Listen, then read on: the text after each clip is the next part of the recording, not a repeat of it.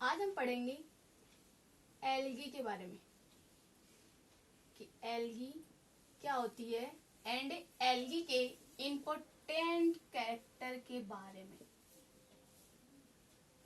के बारे में हम पढ़ेंगे। सबसे पहला है कि एल्गी का नाम है वो क्या है। एल्गी का नाम एल्गा से लिया गया है जो कि एक लैटिन भाषा का शब्द होता है। लैटिन भाषा का शब्द होता है जिसका अर्थ होता है समुद्री खरपतवार। समुद्री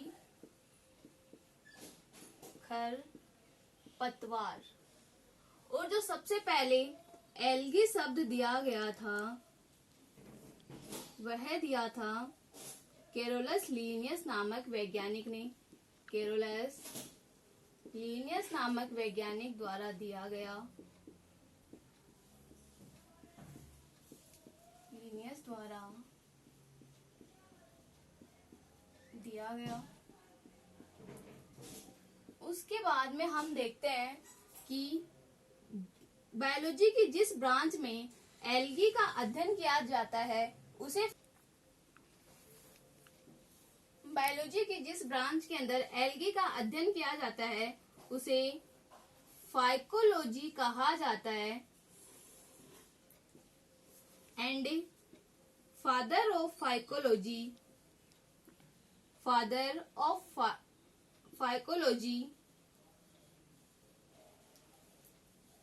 वह है F.E. फ्रिस नामक वैज्ञानिक है।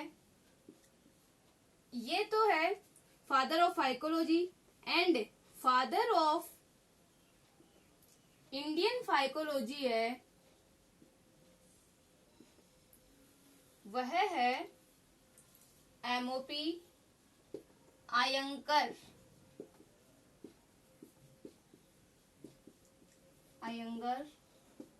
अब देखो जो सेवाल है, सेवाल को F.E. फ्रिस ने 11 वर्गों में डिवाइड किया है, लेकिन जो 12वां वर्ग है जीवाश्म सेवाल उसे निमेटोफाइसी वर्ग में रखा गया है।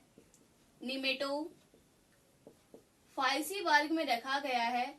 और देखो जिसके लास्ट में फाइसी लगता है वो सारे के सारे एल्गी होते हैं। एल्गी मतलब सेवाल होते हैं। अब हम आगे पढ़ेंगे सेवाल के जनरल कैरेक्टर।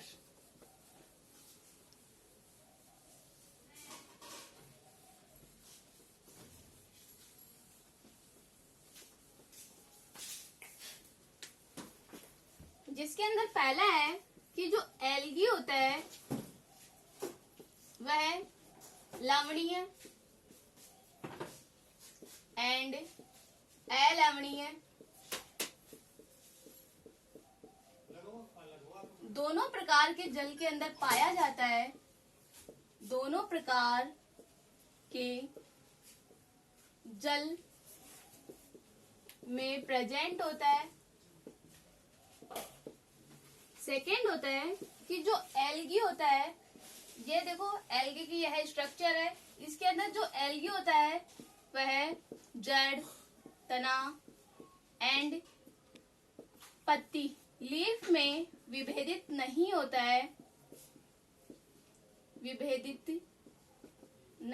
है।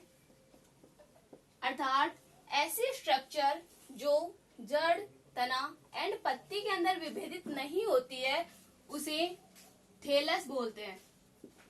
और थैलस को हिंदी में सुकाय कहा जाता है। ठीक है।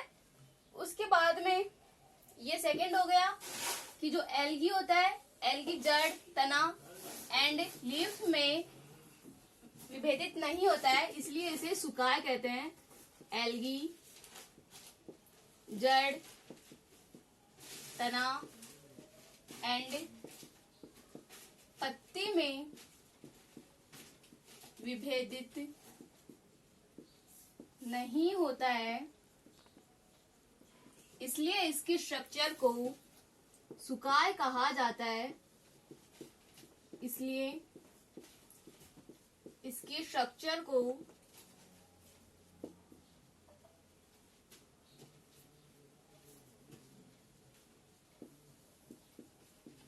सुका या थैलस कहा जाता है, थैलस कहा जाता है। उसके बाद में है थर्ड पॉइंट। थर्ड पॉइंट क्या होता है कि जो एल्गी होती है, एल्गी के अंदर संवहन बंडल, संवहन बंडल को हम इंग्लिश में क्या बोलते हैं, वेस्कुलर बंडल, वेस्कुलर बंडल बोला जाता है। अब देखो वेस्कुलर बंडल कौन कौन से होते हैं। वेस्कुलर बंडल एक तो होता है जाइलम और एक होता है फ्लोएम। जो जाइलम होता है वह पौधों को पानी सप्लाई करता है और जो फ्लोएम होता है वह पौधों को भोजन एंड खनिज लवण सप्लाई करता है। अब देखो कि जो शैवाल होते हैं, शैवाल के अंदर संवहन बंडल का अभाव होता है। तो जो थर्ड पॉइंट है वह है कि एल्गी में संवहन बंडल का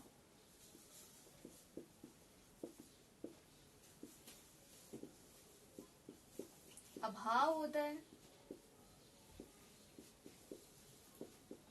उसके बाद में है कि जो थैलस होता है, थैलस के अंदर क्लोरोफिल वर्णक, जो क्लोरोफिल पिगमेंट है वो प्रेजेंट होता है और जो क्लोरोफिल है वह क्या काम करता है, वह फोटोसिंथेसिस का काम करता है। फोटोसिंथेसिस का काम करता है और फोटोसिंथेसिस द्वारा यह अपना भोजन बनाते हैं। इसलिए ये कैसे होते हैं, स्वपोषी होते हैं। कैसे होते हैं, स्वपोषी होते हैं। ये अगला पॉइंट हो गया कि शैवाल के अंदर क्लोरोफिल है वो प्रेजेंट होता है। एल्गी में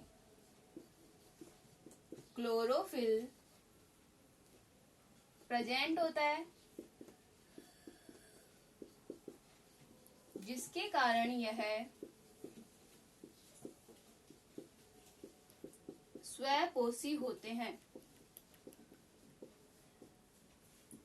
स्वपोषी होते हैं। अगला पॉइंट देखो कौन सा है कि जो एल्गी होते हैं वह यूनिसेलुलर भी हो सकते हैं एंड मल्टी सेलुलर भी हो सकते हैं। यूनिसेलुलर मतलब एक कोशिकीय और मल्टी सेलुलर मतलब बहुकोशिकीय। जो एल्गी होते हैं, एल्गी एक कोशिकीय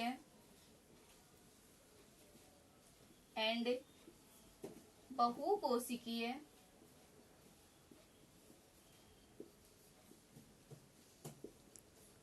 दोनों प्रकार के होते हैं। दोनों प्रकार के होते हैं। अगला पॉइंट है देखो कि जो एल्गी होती है उसके अंदर क्लोरोफिल के अलावा और भी कई पिगमेंट पाए जाते हैं, लाइक दैट ब्लू पिगमेंट। तो ब्लू पिगमेंट है वो कौन सा होता है, वह होता है फाइकोसाइनिन।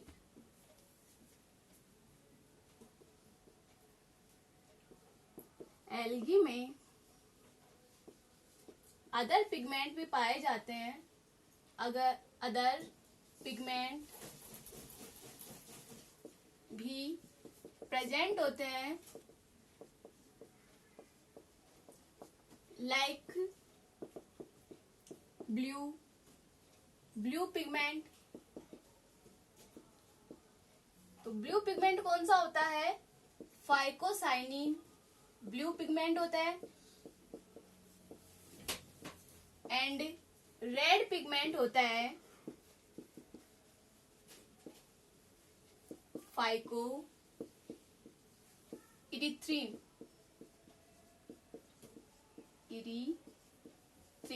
देखो पिगमेंट हो गया। अब देखो कि जो एल्गी होती है, एल्गी के अंदर सेल्यूलोज पाया जाता है, लेकिन कई शैवाल ऐसी होती है जिसके अंदर सेल्यूलोज तो एब्सेंट होता है, लेकिन सेल्यूलोज की जगह पे म्यूकोपेप्टाइड पाया जाता है। क्या पाया जाता है, म्यूकोपेप्टाइड पेप्टाइड। अब ये म्यूकोपेप्टाइड कौन सी शैवाल में पाया जाता है? तो वो है ब्लू ग्रीन एल्गी, जिसे हम नील हरित शैवाल कहते हैं। नील हरित शैवाल। तो सामान्यतः जो एल्गी होता है उसके अंदर सेल्यूलोज पाया जाता है, लेकिन कुछ शैवाल ऐसी होती है जिसके अंदर सेल्यूलोज की जगह म्यूकोपेप्टाइड पाया जाता है। तो वह शैवाल कौन सी है? Blue green algae. Mostly algae में सेल्यूलोज प्रेजेंट होता है, बट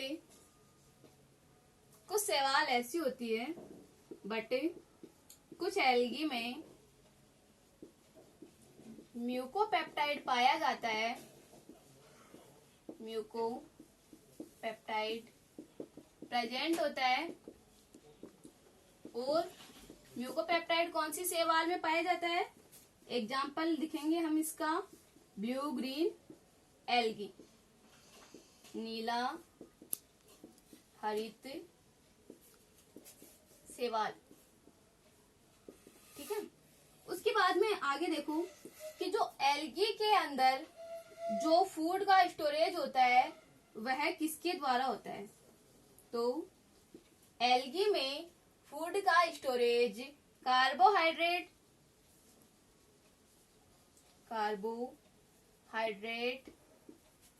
और स्टार्च, ऑयल एंड फेट के रूप में होता है। फेट के रूप में होता है। अब हम देखेंगे शैवालों में जनन, रिप्रोडक्शन इन एल्गी। अगला पॉइंट है शैवालों में जनन, रिप्रोडक्शन इन एल्गी। तो जो शैवालों में जनन होता है वह मोस्टली 3 प्रकार से होता है। पहला है कायिक जनन, एंड सेकंड है अलैंगिक जनन,